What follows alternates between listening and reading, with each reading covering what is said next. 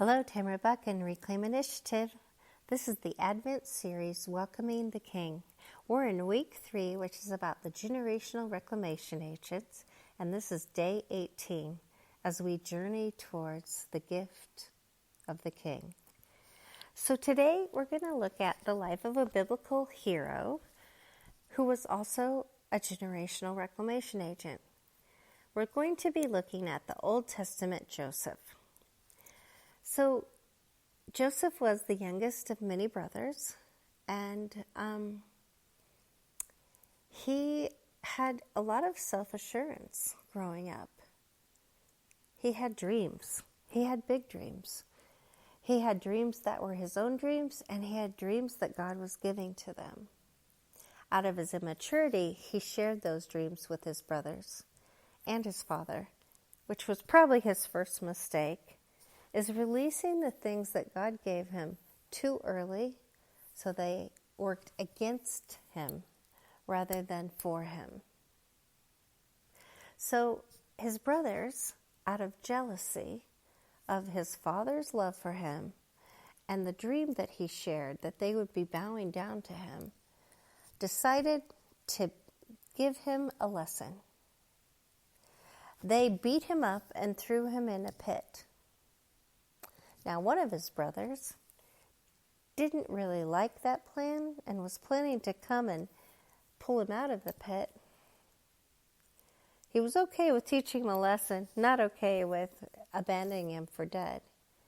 But before he got there, he'd been sold to become an Egyptian slave. Well, Joseph, being resilient as most GRAs are, made the best of his bad situation. Even though he was in prison, he let the dreams come, and he was able to interpret other dreams.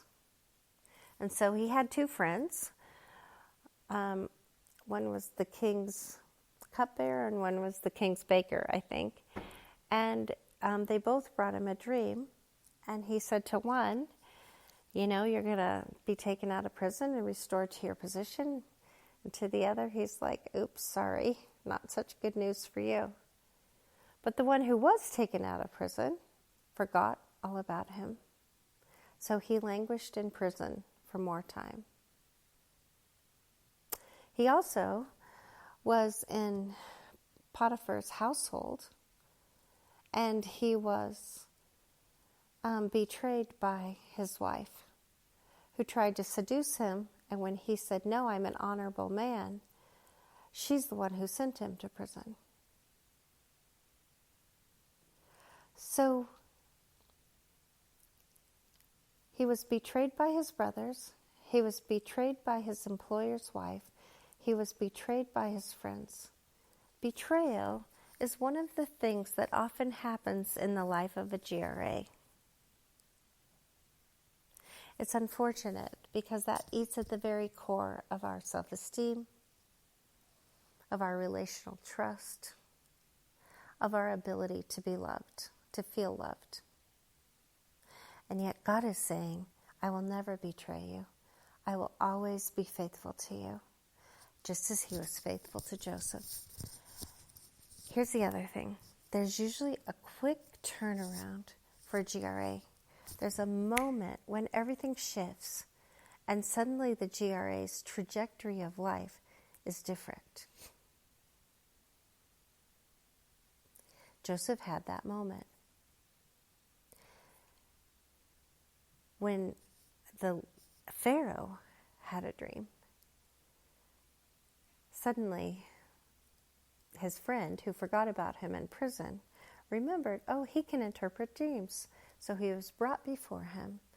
He gave the interpretation to the dream, and suddenly he became second in command to the Pharaoh, who was one day in prison and the next day second in command of a nation, so that he could oversee a food program that would literally save his family who lived in a different land. Those are the big things that God does with GRAs. He partners with us to save a nation, to save a people group, to save a specific person. But whatever it is that He's called us to partner with Him for, God is faithful. And if we're willing to lay down our earthly story, which is filled often with pain, with betrayal, with constant harassment, with many things that a lot of people never experience, then we are able to step into our heavenly story at the moment that God opens all the doors. See, the life of a GRA has great faith. A GRA is able to rise above the circumstances and see that God is working and that He loves you and that He is always working to bring about your best, even if it doesn't seem like it at the time. Joseph's dream did come true. His brothers did bow down to him. He was given great honor. He had two parts to his life, the earthly story of devastation and then the heavenly story where he was partnering to save the world by releasing the heavenly solution that God gave to him that would help keep people alive in a famine, including his own family. So let me ask you, where are you in your life? Can you point to the places of disappointment, of betrayal, of devastation? And yet, can you see the seeds of what God is doing in you? Can you see how He was always with you, even in the worst of times? Do you see that He has a heavenly solution for you to bring forth the brilliance of what you were meant to release to the world? Do you have the courage?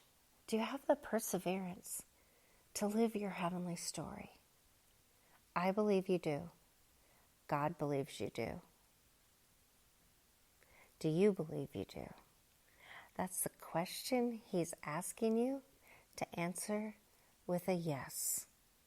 And once you do, He'll come running with every heavenly resource and support that you need to walk out your amazing calling as a GRA.